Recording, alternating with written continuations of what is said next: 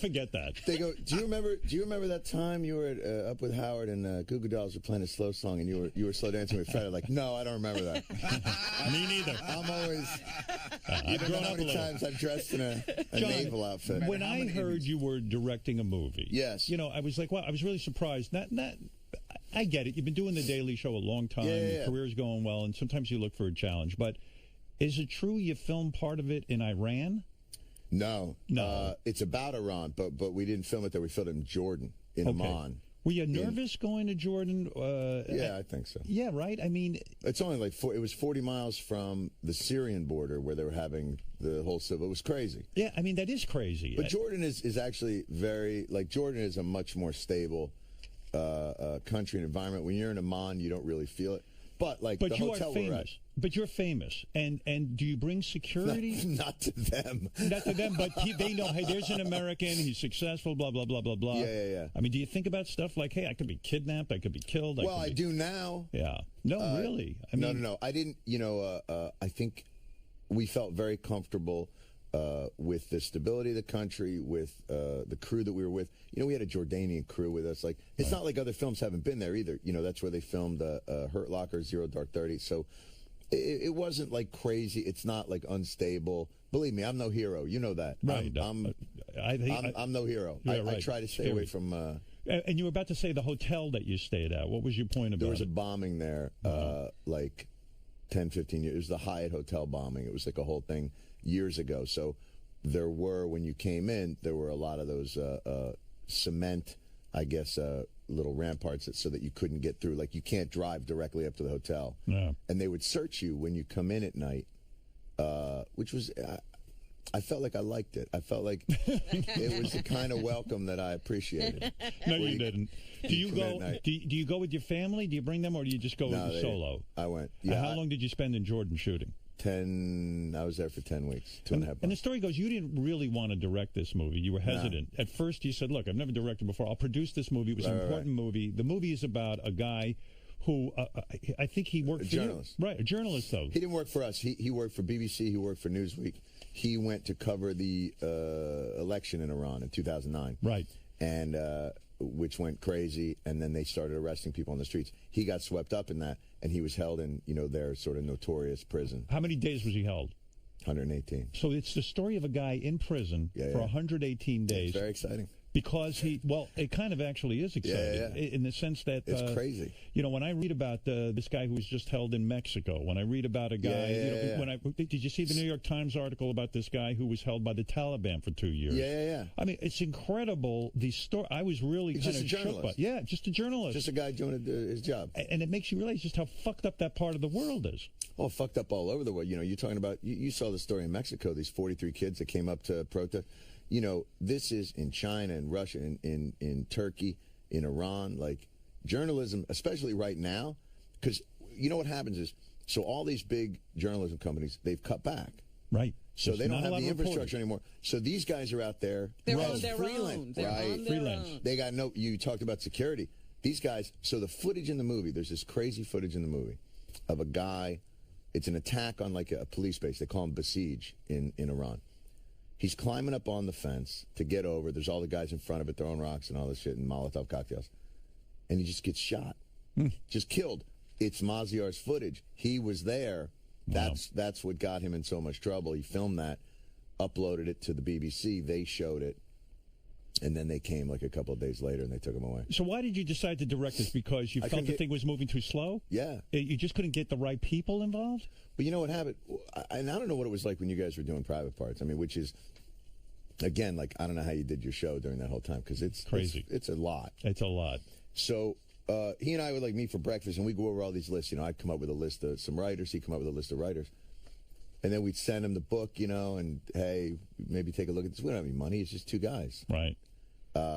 Is it something you're interested in? Well, I'm actually right now I'm working on a project with much bigger people doing much bigger things. It's very hard to get. It's very hard to get a good director to do something, right? And because everyone's or writer, right? So you wrote it and directed it, right? Yeah. But it took us so this was about 12, 14 months of this, and I was like, if we want to make this thing in our lifetimes, like I'm gonna have to do this because it's you can't get it done. So when you go to the Daily Show people, whoever they are, the management, who run the show or whatever, and you say, look, I got to leave. I got to go make a movie on my own. I gotta. This is a burning passion. I got the movie in me. Are they looking at you like, John, what are you crazy? We're on such a good roll here. The show's doing great. Is there guilt on your part that you're letting them down somehow? No guilt on my part. I knew John Oliver. John's been in here, right? John's been in here. He's the best. The best. The best. Yeah. So, and I got this whole team there. It's we got an infrastructure there. Everybody knows how the show works. John, I knew, would have the ability to go in there and they wouldn't miss a beat. So I didn't feel any guilt on there. But obviously, they're nervous because that's their job. You know what's really strange? The Daily Show and the organization you built over there has become the farm team for so many in comedy that it's almost like a Lorne Michaels situation. You know how Lorne spots talent and all these great people come out of it? Still, there's no match in that history. Like 40 years of the people. The Daily Show, you got Colbert. Carell. You got Carell, who was just on our show, who's unbelievable in that movie. Did you see Foxcatcher? It's fucking brilliant. It's crazy. I didn't know it was him when I saw it. That's what I said to him. He was on the show, and I go, I saw this movie, and I got to tell you, you're not in it. I'm positive you're not in it. It's not you. I sat through it twice. There's some fucking crazy, scary guy, but it's not you. It was unbelievable movie. And you got a guy. Who else did you have? I mean, you've got Colbert, Carell, Cordry, Helms, Ed Helms, right? Now Jessica Williams and Jordan Klepper. Guys that are. I've heard rumors that it bothers you that here you put together these great teams. That it bothers me. Wait. I'm going to tell you what bothers you. A rumor. And by the way, I'd be bothered by this too. And you're not with me yet. What I'm going to say. All right. You put together the great people, guys like John Oliver, and Comedy Central doesn't go ahead and make sort of deals with them so they hold on to these people so they can still be not only part of the Daily Show, but also part of what you're developing there. And part of Comedy Central. They're letting these people go. In a way, they're not stepping up and holding up. Like HBO got this guy. Yeah, but it's different. It's what else are they going to do for them? It's not like, John, I think, was a different situation, obviously. But once he hosts the show, I knew he couldn't go back, and that's what I said to him. I said, once it's like Lord of the Rings. Once you have the ring, man, you can't go back to being a hobbit. It just doesn't work that way. So why did you never structure it like an Oprah type situation where you said, you know what, these guys are so good, I'll sign them to deals, I'll produce their shows. I don't feel comfortable with that. You got enough money, and it's like, hey, I feel like that puts them in a position where they're beholden to you for no reason. Like I never looked at it as, hey, kid, I'm giving you a shot. And since I'm giving you a shot, I get that's the VIG. I get 20% for the rest of your life. I look at it like this. I got a role for you. Right. You're more talented than this. You're never going to get to be the guy driving the car. And I know. So here's the thing. I get to have the fun of having your ability for all the time, but I know somebody's going to come and get you. Well, that's very generous of you, honestly. It really is. I mean, are you saying Oprah, in a sense, isn't generous in the sense that she has to hold on and get her 20%? But I don't think Oprah does that. She does. Like, she owns part of Rachel Ray's show. She owns part of Dr. Phil's show. She owns part of all these people she discovers. She says, hey, but that may not be contractual. That may be, they say, I want your expertise or all that. Like, I've still worked with some of those guys. I work with Steven, if they want that, if it's something that makes sense. Right. But I don't want them to feel beholden to me because I don't feel like I discovered them. We have a process. We But put how do you on the find show. these people? I mean, how did Auditions, you find? When I talked to who the hell was I talking to from your show? When I was talking Oliver? when I was talking to Carell, I guess he was telling me. He had no background in news. He had no background in this kind of comedy. It's not news. It's improv. Yeah, but he was shocked when you hired him. He was like, "Really, me? Why would you hire me?" And then they're going to cover real events. That's the thing. He said he almost felt like he didn't belong. It was kind of fascinating. So how do you? So funny. Who are you? The guy who identifies these people? Yeah, are you have to look at and you can almost tell. It's pretty quick. You can see it, and I'm sure you're the same way. Like you see somebody where you go, okay, that's a person that understands what they're doing. They're not doing, for the most part, you get people doing an imitation of what you might like, but there's a falseness to it. Right. But then you see somebody who's bringing, the thing about Carell that was always interesting is you can see with him, he finds moments in scripts that you didn't realize were there. Right. Like he views it from a skewed perspective. So he's bringing a moment to it that you didn't see. And you're like, all right, I'll take that guy. Anybody that you find that can elevate what you've written, that's your choice. Did you doubt, because you were a first-time director on this film, the film, by the way, is called Rosewater that John directed. Were you like, oh, man, how can I tell an actor what to do? How can I, you know? Yeah, especially the first day. How do you even tell the DP what to do? Because you've never directed before. This guy, Bobby Bukowski, he did Iceman, he did Rampart. I told them early on, when we brought everybody in early on, I was go, look, and this is going to sound like Donald Rumsfeld, but I didn't know what I didn't know. Like, I don't know what I don't know. So you have to tell me what I don't know, because we're going to be out there, and you're going to think, because I'm the director, like, that I understand that as the sun moves up over this building, we're fucked. Like, I'm not going to understand that. You're going to have to say that. Was there a learning curve when you first get there? You're like, I'm fucked. I don't know what I'm doing. It's not that you don't know what you're doing, because it's not that different from, in the same way, like when you were on the film, I'm sure you guys weren't walking around like, wait, what? You know, it's still a script. It's still like a narrative. It's still a visual medium. Right. That being said, the language is very different. You know, the vocabulary is very different. Right. And I don't know how to accomplish it. If I say I want this to feel claustrophobic, you know, I can't say like, but don't do a fisheye. I don't want everybody to look weird. Right. You rely on those people to tell you how to look closer. That's right. So now, I would tell them what I want, and then we would talk about how to do it. Did you select each of those people based on something they had done because you knew they could bring that to this story? Yeah, that's and then what you gotta do. But it was a very small crew.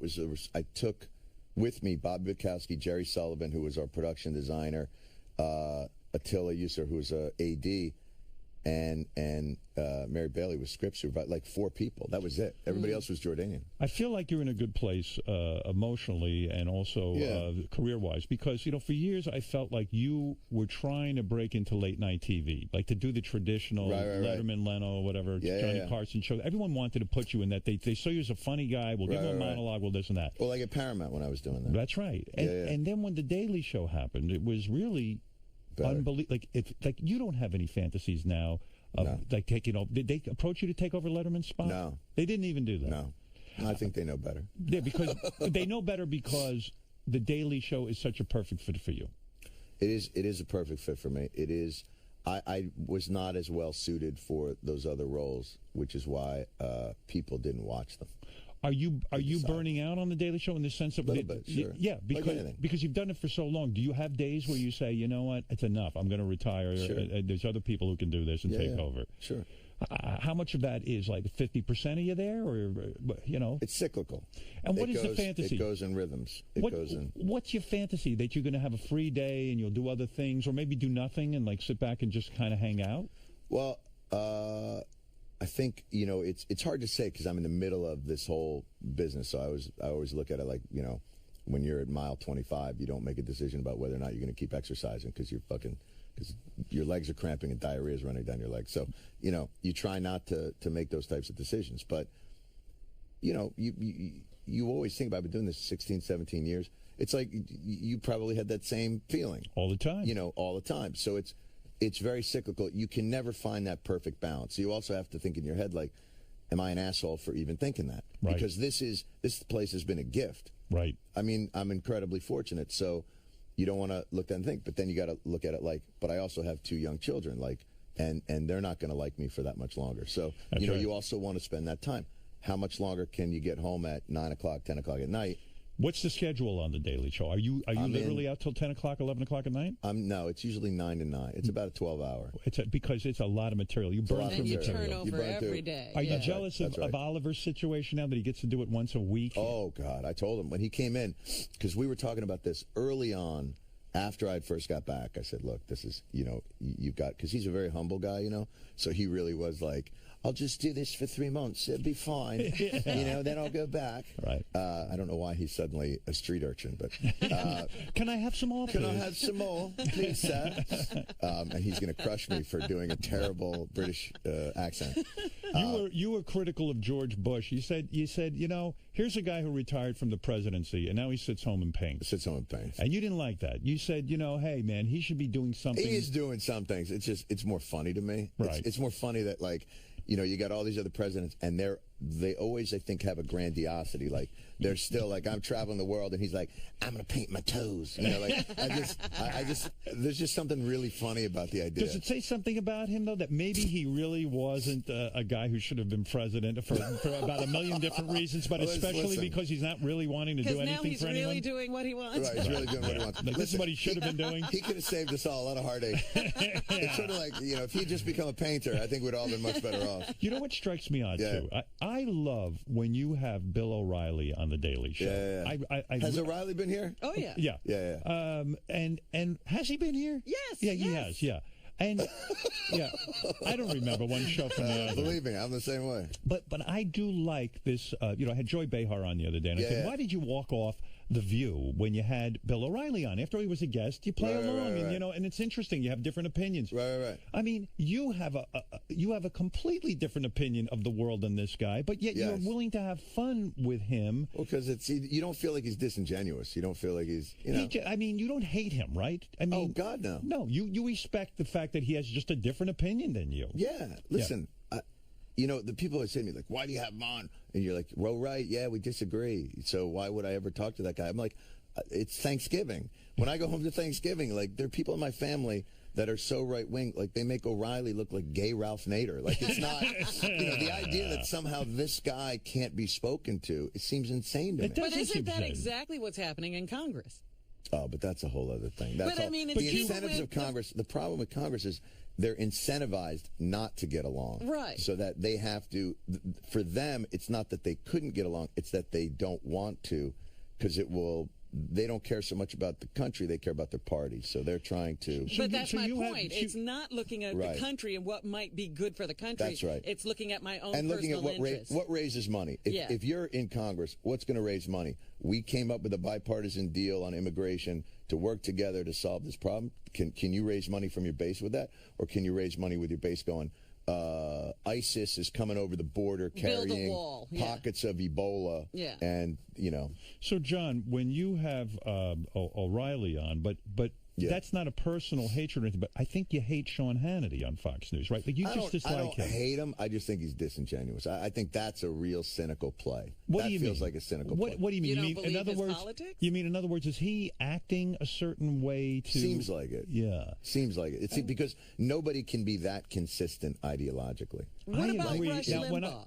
When I think about Rush Limbaugh... I think probably more cynical. I think that's a cynical play. I think the other thing's a cynical play. But when I think about Rush Limbaugh, I've always said this. I say, how could you always have a knee-jerk reaction to the Republican? In other words, whatever it is, you have the Republican hardline. Do you ever disagree on abortion? Do you ever disagree on gay rights? Yeah, everything is down the line, party specific. Well, it's also the difference between sort of being a broadcaster and just being an ideologue, you know, being somebody that's working toward a pure partisan. Yeah. And that, you know, the thing about O'Reilly you always find is, you know, he is thinking about it. And to be honest with you, the way that party's moved to the right, I always view O'Reilly as like a Kennedy Democrat. Like, he strikes me as a Robert Kennedy Democrat. He can be occasionally reasonable. Catholic, but you know what I mean? Like, hardline, old school, Catholic, New York. Like, that's the type of guy you're like, yeah, I could see him voting for Robert Kennedy. Right, yeah. And that's, have you ever voted for a Republican? You have? Yeah. Have you ever voted for, like an independent or like a Green Party? Yeah, you do that? Yeah, I mean, I can't think of the total specifics of it, but yeah. In general, though, it's very difficult because it's a very narrow field of what you can get. You don't get, as you know, the political system is very it's bifurcated, so you can't really get something interesting. Like this guy Rand Paul's sort of interesting. He's trying to figure out how to have some libertarian viewpoints while also still staying true to like a Republican base. Like, it's very hard. Would you ever want to be a politician? Do you think it's horrible? Don't you think it's kind of funny how your career has evolved into a guy who now is shaping? I was in here in a naval outfit dancing with Fred. It's weird though, right? You didn't when you took the Daily Show. Your grand plan wasn't to become sort of more like a political commentator. My grand plan was not to get fired. You know, I've been coming in here how many times? The first thing I ever met Howard, the first thing he says to me is, "You're going to be off the air in 6 weeks." I was like, "Wait a minute." Well, listen, what do I know? I was just playing a part too, you know. But we all are to some extent. But it is that idea of people always think there is a very conscious career path that you are, you know. You figured it all out. People don't realize, like, you're just fucking trying to stay afloat. You were, because I remember in your stand-up, you were not this political animal. You weren't sort of sitting there and doing political commentary. No, not to that extent. But it was all sort of social commentary. It was just not necessarily through politics, always politics. Were you confident The Daily Show was a fit for you when you first got the job, or did you kind of say to yourself, I don't even think this is going to last. This could just be a disaster? I felt very comfortable doing it. I had a difficult time convincing everyone else who worked there that was the case. Aren't you shocked how popular? I mean, seriously, for a cable show, I mean, I don't know what the numbers are, but I know they're big. Well, we also, we came at a very particular time in history. That 2000 election, that, constitutional crisis, and who won, and then the Supreme Court decided. There was so much going on, and then 9/11, and then the Iraq War. It was a very particular time in history with a very particular type of show that I think connected in a way that worked in a way that none of us thought. Is there no way that you could cut down the hours you spend at comedy show? If you're there from 9 to 9, No. At this point, isn't it such a well-oiled machine that you? Well, you get home at 9. It's not like you're there 9 to probably 7:30. Is that because you have to be there for the breaking news? You have to. In other words, if something happens that day, you want to be on it. Well, you get in it because you have to have the writers' meeting in the morning, and then you got to get scripts. And you have to conduct that. I think if you don't do that, then you don't. The staff has to have clarity, and it can't come from anybody but you. Right. And why if you're not going to give it, if you can't give it all the attention that it deserves, that means somebody else is better for this. That means somebody else could do it better. How many Emmys have you won? Do you know? I built a fort. You did, out of the Emmys. I built a fort out of the Emmys. We learned George Bush had a pillow fort. And that is that true? That's right. And you have an Emmy for it. You know what I love the best, though, is coming over here, this is such a different experience than the old days. Yeah. Like, when you used to come over here, there'd be, 2 porn stars and this weird thing. And now you walk over, it's like Rachel Ray. Beth is talking about the cat. I know. Well, this is awesome. Listen, everybody grows up, I suppose. Well, we did. Although, to make you happy, we interviewed Wendy the retard. She was raped by Bill Cosby. She claimed yesterday. So, there's still plenty of that. You know that story. I'm glad that you can still go old school. That's old school. We go new school, old school. That's the thing. Yeah. But you've gotten into a group. There was a time I felt like you were always struggling with whether or not you wanted to continue, whether or not you thought, I don't know if you felt bored or if you felt like you just wanted to change the parameters of how it was going down. But I don't feel that way from you anymore. I feel good, and I'll tell you why. Yeah. I really didn't like this aspect of the government beating me up every day. I felt the FCC was up my ass. Right. Coming over here, I'm able to broadcast. I don't have to worry about every single goddamn thing I say. It was the stress of it. It was so stressful because I said, these guys own radio stations. They've put up lots of money. Right. If I'm going to be the reason that the government isn't letting them buy radio stations, I mean, it was an incredible story. The government would actually prevent Infinity from buying more radio stations. That's how they pressured them into paying fines. Right. And I said, this is all due to me. They got guys riding dump buttons. I said, I can't take the pressure anymore. It's killing me. I'm not going to give up. I'm going to keep fighting, but it's just fucking with my head, and it just became too big a responsibility. Did raising kids ever play a factor in that? Because here's what I wonder: because your kids are grown now, yes, does that take away a pressure also besides the professional pressure? Yes. Does that also free you to be able to? Because I feel like in that scenario, it's easier to do that when you feel like you don't have the same level of responsibilities in other areas. John, the greatest pressure I felt was when my first kid was born. NBC had fired me, and I said, oh, my God, I don't know that I'm getting another job. Right. This could be it. And then when I got the other job, I said, I have to go out and make a living and fucking tear this town up and really, become number one because...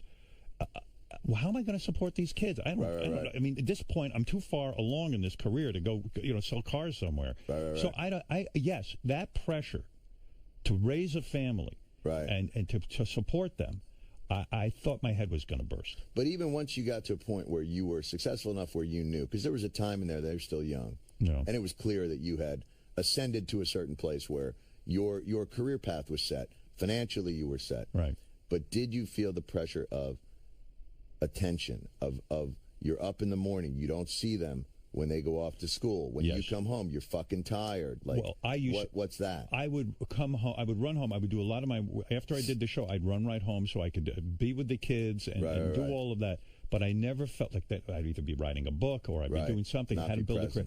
And I felt like, oh, I hope this is appreciated. This is what I think a man is supposed to be doing. I didn't have many lessons on how to be a man. Right. And I think I'm doing I don't know that there's a school. Well, it would have been nice to have man school.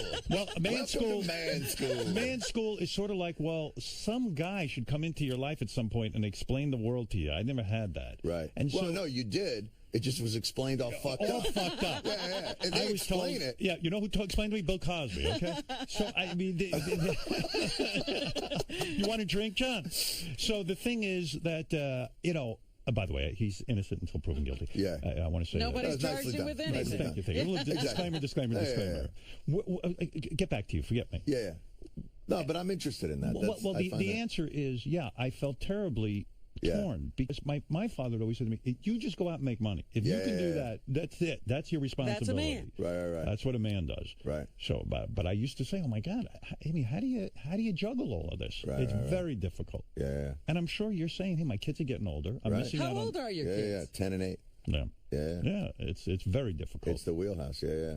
So what do you do? I mean, if you're gone, when you're making a movie, you're probably the whole time, oh shit, you're should I be Jordan. home? Oh, I was gone for 2.5 months. Yeah. The only time I got to see him was on my son's birthday's in July, so they came out to Europe. I flew over there and met them. Does your wife feel like, hey, you're working too hard and that you're missing too many great moments? I don't know if it's always a pressure. You know what I mean? It's always that tension. No. It's not so much from her; it's from me. I know. Where like I'll get instant messages during the day. You're like, look at that. That's fucking great. Yeah, and that kills you. Yeah. Is it weird? Do you go to the kids' events? Do you make the school events? It's too famous. I send my people. I think it's weird. I think it's weird. I'm working on that. No, I think it's weird that your kids call you Mr. Stewart. It's not weird. Thing. It's what I demand. Let me tell you something about respect. Right. They need to show respect. Where are these Emmys you won? Where do you keep them? They're in like a box. Is that true? You don't display them? Where am I going to? What do I have? You have an office. You couldn't put them out there. No. What is that? Do you think is it embarrassing in a way to display your Emmys? Is it like gloating too much? Is it saying, hey, I think it's putting them in the perspective that they probably deserve. Like it's to not. I think obviously. We won the first one. It was like great. And it put a whole different pressure on the show to kind of try and live up to that. But at a certain point, it's not as though you believe like, yes, we are objectively the greatest show this year. Right. It was always, listen, it's better to fly out to Los Angeles and be given something than fly out there and get nothing. Right. But you also don't ride it as hard as, we've been, again, very fortunate to have like the industry reward you with that. But I think the idea somehow, like, then I'd feel like, what am I, Earl Campbell? Like, what am I going to sit in my Heisman room? Well, I once read that Larry King has like pictures of himself hanging all over the house and all that. But that's old school, man. Yeah, that's old school. That's okay. An old school. Like show business back then was about the life. We'd go down to the Winter Garden Theater. Caruso would come on. Did you ever sit with Larry King? With Alan King? Yeah, Alan King was like that. Yeah, it seemed like they had this whole, after they worked. A fraternity. They went out and hung out, right. They all hung out. Alan King, you'd go up to his office. I used to love going up to his office. There was this giant window out, and it overlooked the park, and he'd look down and be like, so over there, that's where Dean Martin's passed out in the bathtub. Jackie Gleason's banging these two broads. And you're just like, it's all showbiz. And that was their life. But I feel that the people would almost expect that Jon Stewart not display his Emmys, that it would be weird. Like, you're sort of anti kind of awards and this and that. But I think you could take pride in it. I'm not anti-awards. I'm a big fan. Yeah, but you could take pride in that and say, hey, here they are. In fact, display them here. Why have them sit in a box? I'll bring them in. Out there. I would display them for you when people see all the Emmys. Like, oh, those are John's. Part of it is, I think, is that because of the relentless nature of the show, you just sort of don't. I think some of it is you don't have that time to sit back, and there's something about that is too savoring. Yes. That I think I don't want to put myself in a mindset of being able to enjoy something. Yes. I'm a Jew. Yeah.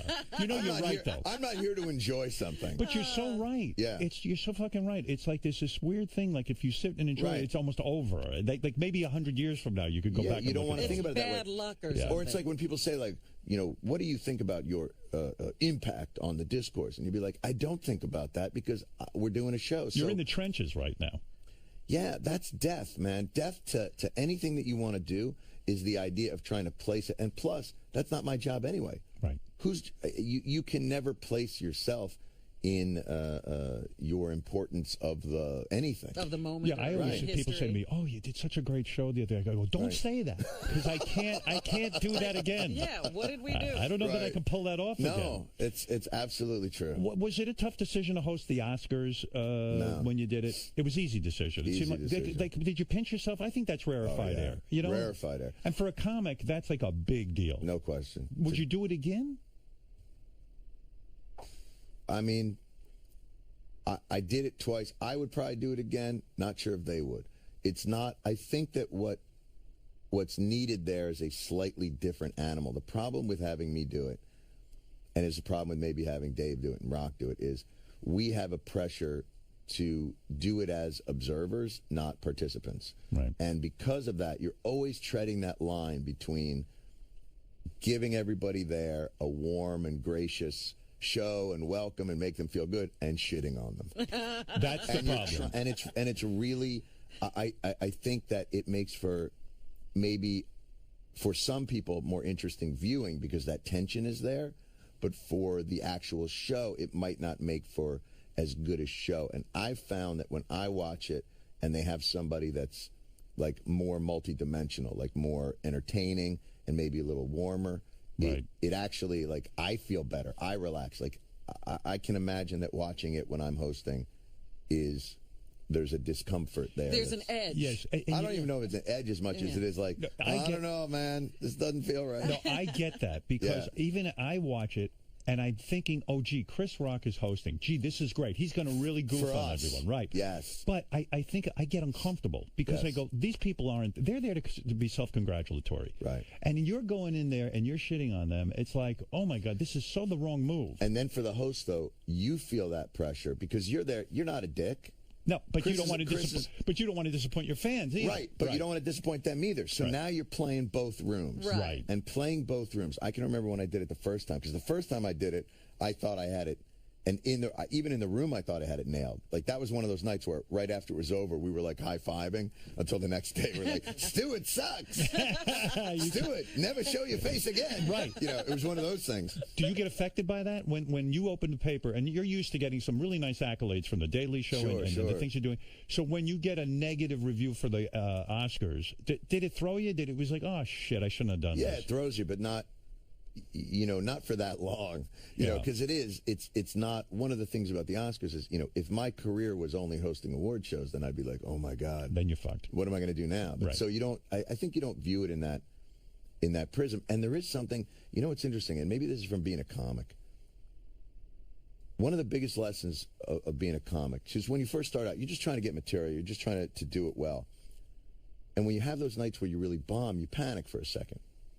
One of the biggest turning points in being a comic is learning how to steer into the bomb, how to enjoy it, how to, like, in some ways the bomb validates you. Like, oh, yeah, now I'm pushing things. Now I'm trying new things that maybe aren't as tried and true as what I'd done earlier. And maybe now it's not just about getting a good response. It's about becoming a better comic. And there's something about just getting the shit kicked out of you critically the next day. Right. That is, it's strangely validating. Really? That's a very heavy thing because it's weird, but it's... I mean, any criticism, I have such a thin skin that I'm like, oh, you don't appreciate me. You don't appreciate what I did. It's just... but who is going to... In the world now, the most meaningless phrase is mixed reviews. Right. Because that's... The world we live in is so... mixed. Mixed. Right. And also, everybody now has access. It's been democratized. Critique and opinion and all that because of Twitter, because of social media. Right. You don't have to deal just with the experts and the news writers. So and nobody is, so within that Twitter universe, even if everybody's starting to, like, roll your way, there's a whole sort of contra universe that has to then say, oh no, fuck this guy. Yeah. Do you read your Twitter feed? I don't have a Twitter. You don't? No. Because... You know why? I don't want to have... I think part of the problem there is I feel like it means that there's if I had Twitter, I'd feel like, oh, there's an audience out there of millions. I should probably start the show. Right. Like, I should go out there right now and maybe do something. They would start to influence you. I think that's right. Yeah. You say you don't beat yourself up if you get a bad review for doing the Oscars. But you've beaten yourself up. When you interviewed Donald Rumsfeld, you've said yourself, hey, I wasn't hard enough on this guy. I should have asked him tougher questions. Right. Do you do that? I beat myself up. I mean, I don't need help with that. I mean, I don't, but I do that in general. But you know, that's tricky, though. When you're sitting there with Donald Rumsfeld, I mean, how far can you push this guy, and then he tunes out, and then you don't get anything from him, right? Right. It's not beating myself up. It's missing. You miss the opportunity. In some ways, you begin to believe. That affects me sometimes. You begin to believe your own responsibility to get this guy. Right. Even though that's complete bullshit. You're not going to be able to do that, and that's not your job. My job is to make an interesting and hopefully challenging interview or get some human moment. But I do think at times I would feel that pressure of, people are counting on me. Well, I've got to get in there. I've got to do this. And you start to believe your own hype. Like, wow, I got to make this great moment. And everyone's going to be talking about it. It's going to be in the newspaper. I think the Kramer thing was one of those that negatively impacted me like that. Because that came out of Alchemy, but it became such a big deal. What are you talking about? We did an interview with Jim Kramer that was like very confrontational. Everybody talked about it. That's right. There was a big mess on Wall Street. There was a big mess on. It was the big mess on Wall Street, and I think that could have negatively impacted the idea of the expectation of what these interviews are supposed to be. That somehow. Right. And I'm sure you've had that moment, like you've done a couple of interviews, and those heights are not sustainable, or those levels of conflict. But it's like anything else. It's like, when you're a kid, when you're 14 years old, if you see a woman like you flipping through, like remember the old Sears catalog, you're like, oh my God, a brassiere. Right. I'm gonna have an erection for 2 weeks. Right. And now you're older and you're like, it's got to be like a woman and a penguin riding a horse. Like it's fucking twisted and it's got to be really out there. And so what happens is you keep feeling like you have to hit these higher and higher and weirder things to sustain that level. People get used to us. When President Obama comes on your show, is that a pressure for you? Do you wake up feeling pressure? You do? Yeah. Because, again, you feel like you've got to create something great with the president. That's right. And you feel like you're serving a lot of different masters. Yeah. And so those can get in your head a little bit. And those can affect your interviewing, I think. In a way, do you ever wish, like, hey, I don't even need these guests on the show. Like, I could just do my commentary. I can go to the... you know what I mean? No question. There's a ton of times people say, like, I don't know, name a guy like Jim DeMint, who was like a big senator and ended up in Henry. He's coming on the show, great booking. And I'm like, fuck.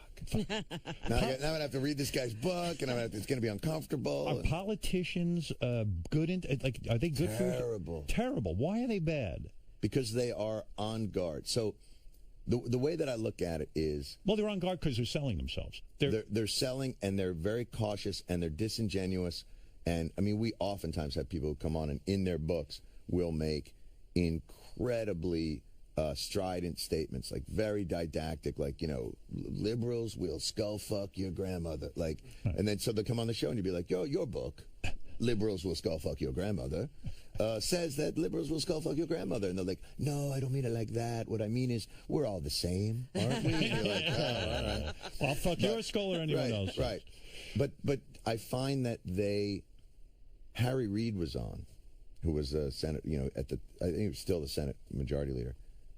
He had written his autobiography, but he hadn't read it. Like, it was one of those things like... I was misquoted. Right, but it was one of those things like I'm showing him pictures of like where he grew up as a child. And he's like, where's that? Yeah, like, oh boy.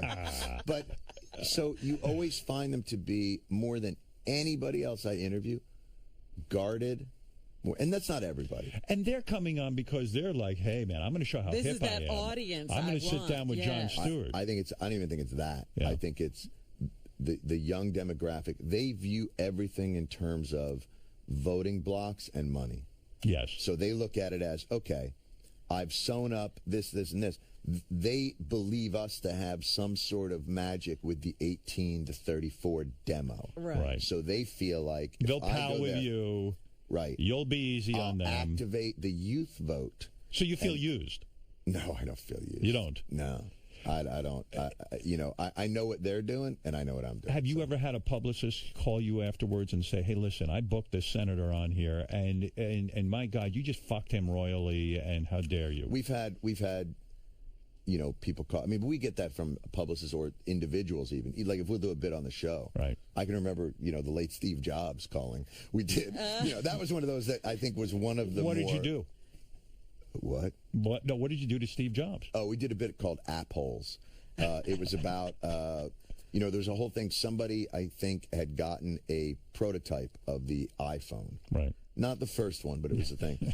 And it was a whole thing through, I think, a website called Gizmodo, which does these types of reviews. And they had gone, there was some sort of peculiar thing, and like they had sent the paramilitary Apple police to like crack the guy's door down. And so we did a whole bit about, what the fuck is happening with the world. Like Bill Gates is curing malaria and Apple is kicking people's doors in. You're like, the whole thing is upside down. And you got that call like the next day. It was one of those like, John, Steve Jobs on the line. And you're like, what? Oh, really? Yeah. And it was one of those things where you thought like, he could actually just communicate with you through your computer. Like, you didn't even know, like, really? He has to use the phone? Like, he can't just... Did you ever actually feel threatened, or were you backed off of something? Were you really felt... No, because it always happens after the fact. It never happens. Nobody ever knows. So it's you never get that, like, by the way, if you're thinking about doing a bit about me, go fuck yourself. How long were you... I think of it like bull riding. How long were you in the rodeo with Steve Jobs on the phone? Was it a 1-minute phone call? Was it a 10-minute phone call? We were on for a while because he and I had met each other. We'd been friendly, so... It was more like, it was actually the worst because he was really nice, and it was more like,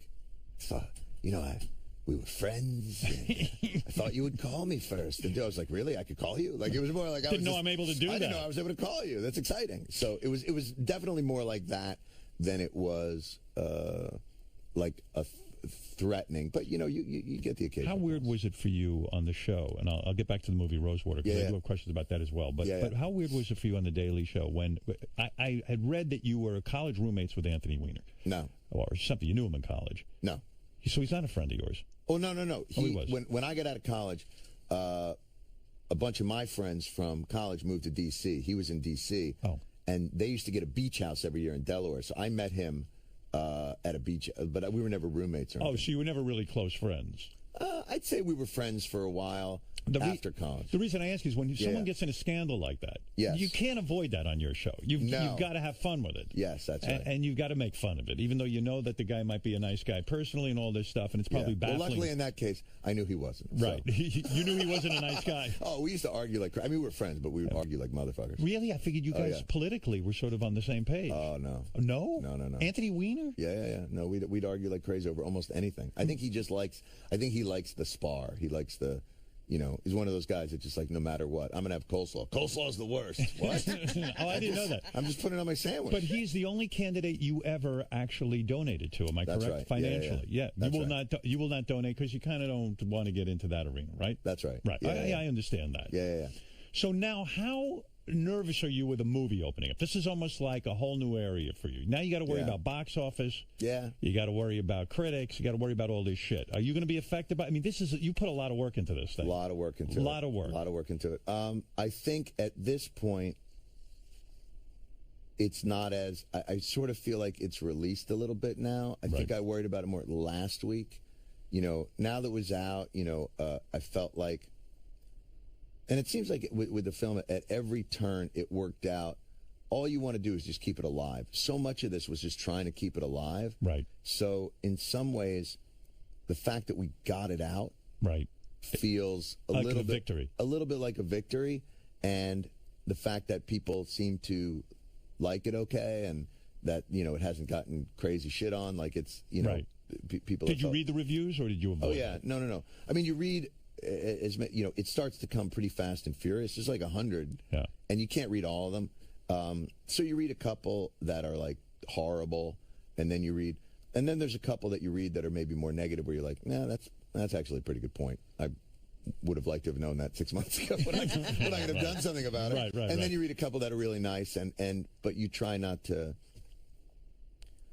I don't know, man. I'm doing this a long time. But doesn't this process beat the shit out of you? Always worrying about what people think, and it is debilitating. And like I said, you've made enough money. Maybe it's just time to. And look at all the hard work. Yeah. You know, people when they deliver their criticism. This is when it all turns into an intervention. Yeah. No, but let me tell you something. Look how you're aging. Yeah. You don't look well. No, but I understand. I understand that pressure. I mean, it's just like sometimes you say, "Well, why am I still doing it? What the fuck do I care?" But isn't that why you're still doing it? And isn't that why you stayed in it? And even when I think about the very beginnings, man, how did this all begin? This began in Greenwich Village at the bitter end at 1 o'clock in the morning with people telling me I sucked. Right. Like, if that's how it starts, isn't that how it's going to end? I find your stand-up really great. But how long did you suck? How long do we need to suck before we can get to the next level? I think that so I started working at the Comedy Cellar in McDougal. So I was working, there's a restaurant over there in McDougal called Panchitos. So I was a day bartender at a Mexican restaurant, which is the worst fucking job. You don't make any money. You spend the whole day cutting limes and lemons and making margarita mix so that the night guy can come in and clean the fuck up. Right. And you walk out, like my big get at the night was afterwards. I'd be like, Carlos, I'm leaving. Can you throw me some nachos in a tin? And I could just take them with me. So that was my big win for the day. Right. But I started hanging out at the Cellar, which was about a block away. And Manny Dorman, who passed away but was running it at the time, and Esty, you know, they let me just hang out there. And I'd go up, and they ended up putting me on as the last guy every night. And that's how I got to be good. So Sunday through Thursday, last comic every night. That was your reward. You got to go up on stage. Right. And you'd go up and they'd give you a meal, $15. How many people were in the audience? 5 sometimes? I mean, usually. Yeah. If you're lucky, but it's you and the waitstaff. But you learn how to be yourself. Was there a time you said to yourself, I'm not good at this, it's not going well, I'm going to go get a regular job? Yeah. But I never really thought I was going to go get a regular job. It was more, I always felt like this is what my life's going to be. And whether it's going to be pleasant or not, I don't know, but this is what it's going to be. And when you said you bombed those nights, I mean, when you say bomb, what does that mean? Like you literally just walk off early because it's like no. That you're doing your stuff and there's not one laugh. Crickets. There's not one laugh. I did have a night like that. Well, this even goes to tell you, this is what's so seductive about it. So I've been doing it now for 10 years. When did Radio City reopen? I don't even remember. So Radio City reopens. It's a huge gala event. I'm a big enough comic now that they asked me to be a part of it. Right. Fucking Radio City Music Hall. You're known. 6,000 people. Right. This is very exciting. It's a big night. Billy Crystal's being lowered from the ceiling to open the show. Mitzi Gaynor is there. The Rockettes. Mitzi Gaynor. This is going to be showbiz. Ann Margaret's in the audience. Wow. This is showbiz. Yeah. I go up there. I'll be honest with you. I was impressed that 6,000 people could, in unison, not laugh. You would think. There's got to be someone. Somebody would laugh. Just out of the law of probabilities, 2 people in the audience would be thinking about something else and laughing, right. or say a funny joke to each other. The idea that they were able to, as a group, stay silent for that amount of time. And how long do you keep that going? Do you cut it short? You keep it going until you're light. You ride that bull. You're not getting off that bull. And the audience never turned around for you. They just No, they still faced me. They wanted me to see that they were not laughing. Here's how bad it was. This was incredible. Yeah. I finished the set. I turned to walk up. You know, you still have that feeling of wow, that was bad. That was really bad. And that's the most amount of people that I've ever been bad in front of. Right. And I turned, and Shirley Jones was there, who was the Partridge Family mother. Yeah. She's dealt with Danny Bonaducci for 10 years. I turn, I walk off stage, and she's just shaking her head at me. Ooh. And then she opens her arms and hugs me. Oh. That's how bad it was. Oh, my God. It was so bad, Shirley Jones felt she had to cradle me in her arms. It's like, at that point, it is a miracle that some people would quit. Some people would leave the business, and then others just go on. And I think that? If that was your first night on stage, I think you might quit. Right. I think it's because it's exactly what you said. There's so much pressure and people, judging us, and you're like, somewhere in us, we need that. Did you have any mentors? Was there anyone in comedy that was particularly good to you and said, John, no matter what, keep going, you've got something? Nobody ever said that. No one. No, it wasn't so much that. It was the colleagues, the group of comics. Who were your guys? Who were the guys? Anybody we know? Dave Attell, right. Louis C.K., right. Colin Quinn, right. Dennis,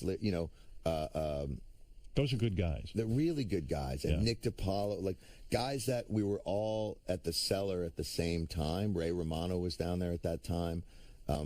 Maybe that's why you could never quit the Daily Show, too, because when you look at those guys and you say, some of them are doing really well, some of them not as well. Right. You got to say, geez, I'm so lucky that my career worked out. Yeah. But all doing really, and that's the thing, like still all doing well. Right. The thing that you always forget is like making a living in this business, still being able to do it, is still doing pretty well. It's a miracle. Longevity. Yeah. And I always looked at it that way, like the idea that you would ever grab, the golden ring. But I always felt like if I worked hard, and it stayed relatively sane. And we got many friends that have gone off the rails with drugs and drinking and all that. If you tried to not, if you could stay away from that pitfall, you'd be okay. So when you decide to direct a movie like Rosewater, do you have somebody that you send the script to after you write it that you can at least say, hey, is this viable? Is this a real thing? Is this a real script? No, I had access to. There were a couple of guys, some directors, producer. Who'd you contact? Well, first contacted a guy named Scott Rudin, who was a producer. Right. And he got involved. And so that helped. But I also gave it to guys that came by the show, like Ron Howard came by the show. And wow. I'd be the dick that would go back to the room and be like, hey, Ron, what's up? And you'd say, hey, Ron, I've got a script. Would you mind if I pick your brain about my script? That's right. Was your hope that he would direct it and read it, or was your hope that he would just give you some pointers? I mean, it was always a small movie. I mean, right. I knew that there was no chance. And would they be honest with you? Would Ron Howard be willing to say to Jon Stewart, hey, man, you're wrong here in scene 2, and, Oh, no, I didn't want it. I mean, listen, their time is valuable. I wanted a sense of the viability of it more than I wanted, you've got to bring conflict in the second act. Did some people not contact you after you told, like Ron Howard, does he call you up and say, hey, I read this thing, this is... Yeah, but he's such a friendly guy. Like, right. I also knew not to push it with people that I didn't really know very well or that I thought weren't. He is truly like, and how this is possible after being in the business since he was like 7 years old. He's actually a nice guy. Really nice guy. Like one of the most genuine, down to earth, like, raised his family away from Hollywood, went out to Connecticut, like couldn't be a more decent fella. Wow. And so you get the sense of that as opposed to guys that come in and are a little dicky and kind of carry themselves in a different way. So you happy now? I mean, you're happy with the wife, the kids, everything. Yeah. Everything is going well. You like doing the Daily Show, so some days you hate it, some days you love it, right? Yeah. And you got the movie. Will you direct another movie? Maybe. Yeah, I was going to say, do you have the director's bug now? I like bossing people around. Yeah? That was fun. This was a serious movie. In fact, Carell told me it was really odd that you guys met up with each other, maybe at Cannes Film Festival. We were in Telluride, yeah. And at this film festival, like 20,000 feet above sea level, nobody could breathe. And he's in a heavy movie about John DuPont, and you're with the heavy movie Rosewater, and you're like, you're both comedy guys, and you're both out promoting your serious movies. But there's still good, like even in Foxcatcher, there's some moments with Carell that are really comedic in the film. They are. The thing where he's wrestling the guy and he's pulling and his mother's watching is fucking great. And in our film, same as well. The last like 20 minutes of it are really like, there's a lot of sort of absurd comedy that people end up, like you'd be sitting in the theater, people are fucking Would you laughing. like to write an absurd comedy, like a Woody Allen type thing? Yeah, I think I'd like to write something that's a little more straight comedic in one of the reasons why I didn't want to add kind of those black comedy elements or farce elements to the script is what happened to this guy, Maziar, in this Iranian prison was so absurd and so out there that I didn't want the audience to wonder, like, was that real? Is that something he brought? Did he feel his life was in danger when he was locked in an Iranian prison? Yeah. Yeah. I mean, they beat him? They beat him. They told him, they were going to kill him. It's fucked. Yeah. And, I mean, they played for evidence the bit that he did on our show where Jason Jones interviewed him and said, I'm an American spy. Tell me why Iran's so terrifying. So they played that to him and go, why is an American spy talking to you? And he's like, why is an American spy have a television show? Like, they have no idea what they're doing over there. They were asking him about, Anton Chekhov is a Zionist and why are you on his Facebook page? And you're like, what the fuck? Yeah, you think that even the stuff we read in the paper about Iran and stuff, you think it's kind of made up and no, they're for real. They fucking they're clueless when it comes to America and what we're really about. Well, certain elements, but see, here's the whole thing though. Within the movie, you see there's a whole other part of Iran that we know nothing about. Young, educated, vibrant, artistic, open to the world. Like, this is a small regime. But isn't it weird to you that it still exists, that religion? is really sort of the basis for all this fucking hate in the world. But don't you think it's just a pretense? If it wasn't religion, it'd be nationalism. If it wasn't nationalism, it'd be... You've been to Jets-Giants games? Yeah, I know. So what is it? Is it just human nature to be at war with someone? I think we're a relatively tribal group of individuals, and, you know, it feels to me like progress in the world is trying to overcome those tendencies. Do you think we should be fighting ISIS, or are they just not the threat that these guys are making them out to be? Should we just get the fuck out of there? I think the biggest problem we have over there is we started this, and it's very difficult to walk away. Should we fight every crazy nutbag group in the entire world? No. Then again, we did destabilize the entire region. If we had never gone in there in the first place, we wouldn't be dealing with this. I think that's so. Right. We need to be in there. I'm not sure they would be dealing with this. So do you think we should have troops now back in I hate Iraq? to think that, man. I go down to these hospitals and you see these guys, like... I know. And it's... So what do? You know, that's a great point. I think at some level, you have to get either the world to decide to draw a line, but I don't think we're the ones that can always be the ones drawing the line. I mean, these so-called... Yeah, I know. I mean, China doesn't worry about this shit. No, Russia but they do. They have a huge problem now in certain regions with a group called the Uyghurs that are, you know, then they're cracking down on them. But they're also... That's a whole other can of worms. I think the real guy now is Putin. Yeah. He's lost his shit. He's great nuts. to watch. Yeah, I mean, he's great to watch, but he's scary. He's super scary. Yeah. But, like, I think he's got a whole thing like, I would return us to the days of the Tsar. Like, he's got a whole thing. He wants to take over the world. And you get a guy, and you so rarely see a dictator where you know what his nipples look like. Think about this through history. It is weird. Yeah, Do you know what Hitler's nipples look like? Napoleon opened his jacket, but you never saw his nipples. You never saw it. He kept his hand over there. You never see it.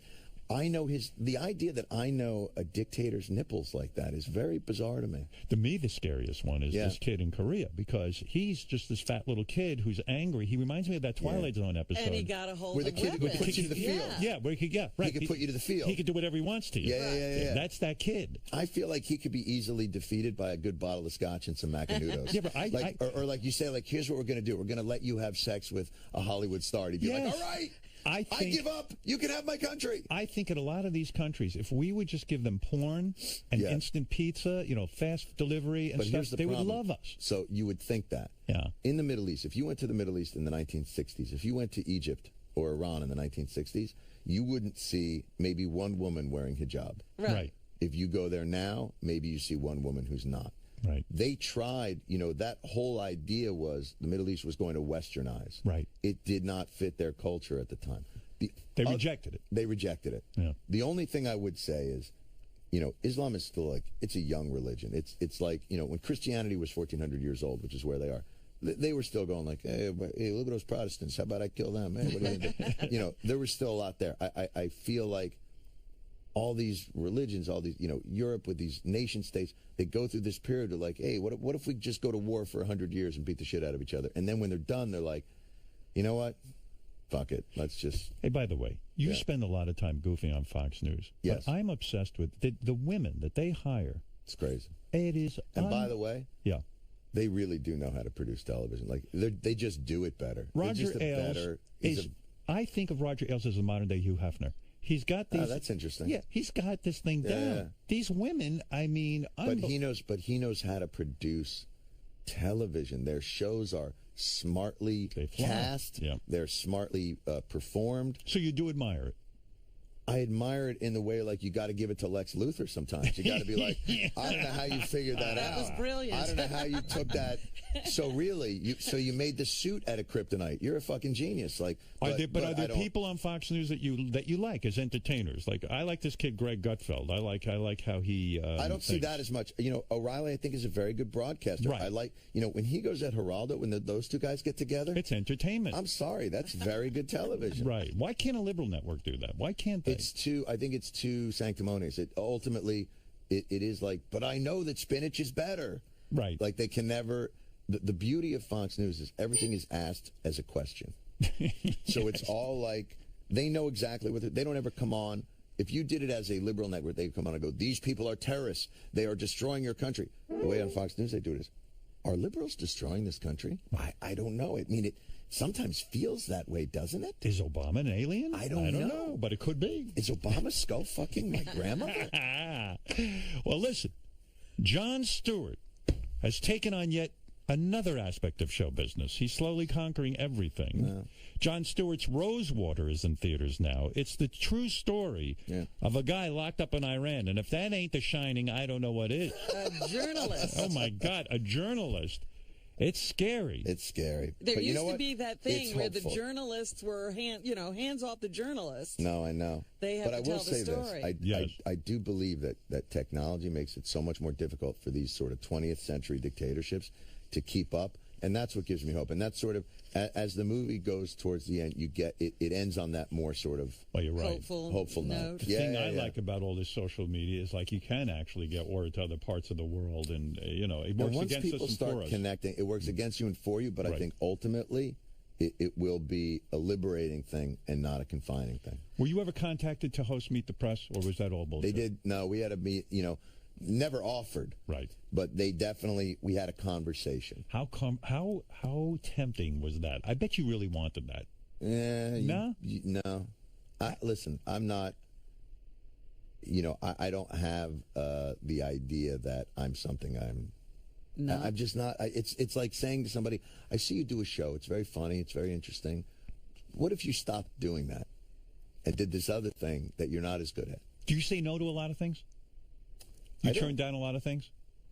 I mean, I'm not. I don't think I'm in play like that. No. It's not. I think this was a very specific. And I also think, by the way, they weren't just talking. It's not like they were like, we got to get this guy.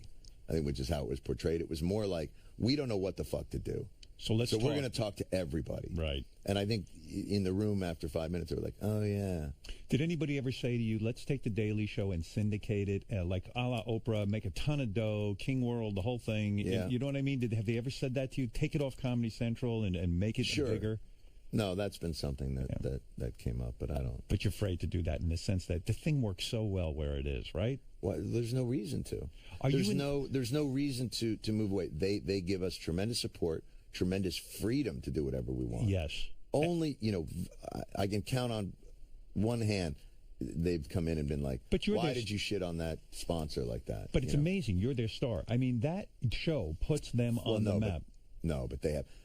If you had looked at this 15 years ago, but now you're talking about Amy Schumer. You're talking about still South Park is crazy good for them.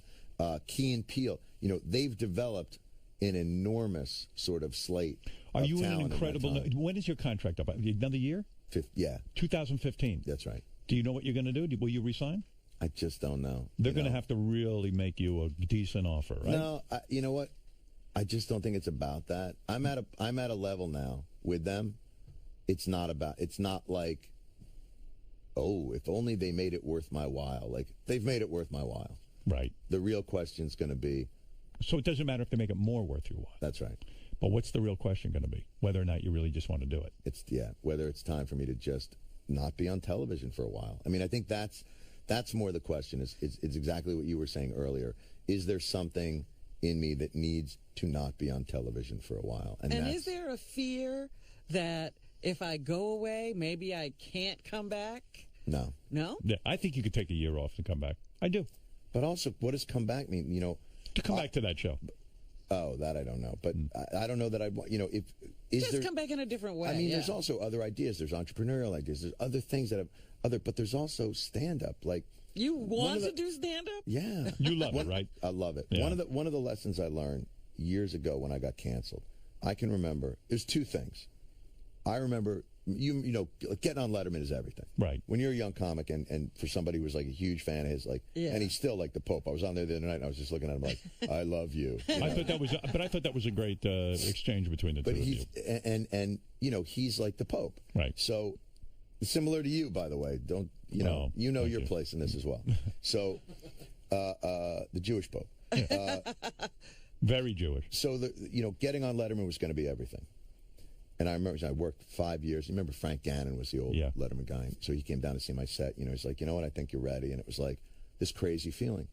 And I remember doing Letterman and it going well and coming home that night. And I still lived in this shithole down on, with cockroaches and the whole thing. And you could still see there was a hole in my floor. You could see into the basement of the building. Yeah. And it was me and my cat and the cockroaches. And I remember thinking like, oh.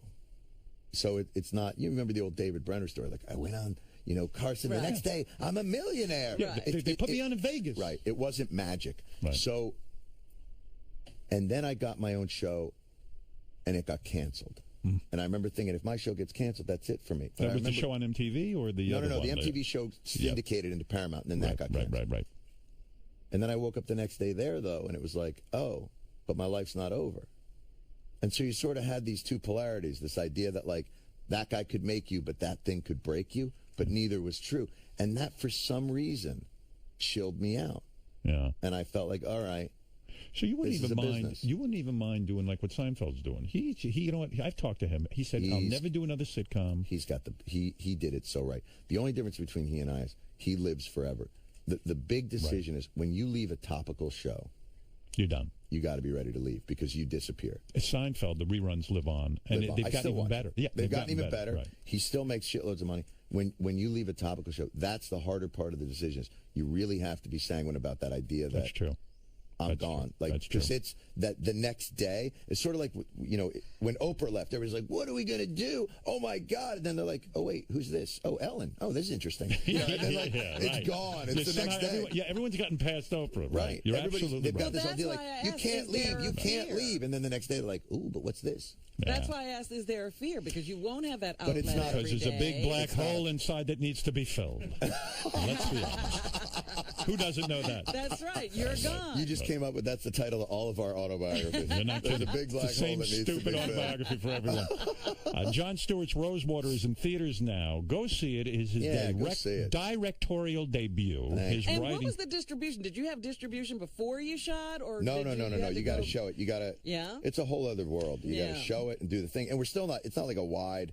It's in like 300 and some. You know. Wonderful. Yeah. I can't wait to see it. And you know, thanks for coming by. I've gotten more excited about seeing it, hearing you talk about it. I want you to go see it. I haven't seen you in a while. The last time I saw you was at your show, I think. Yeah. I came on your show. Yeah.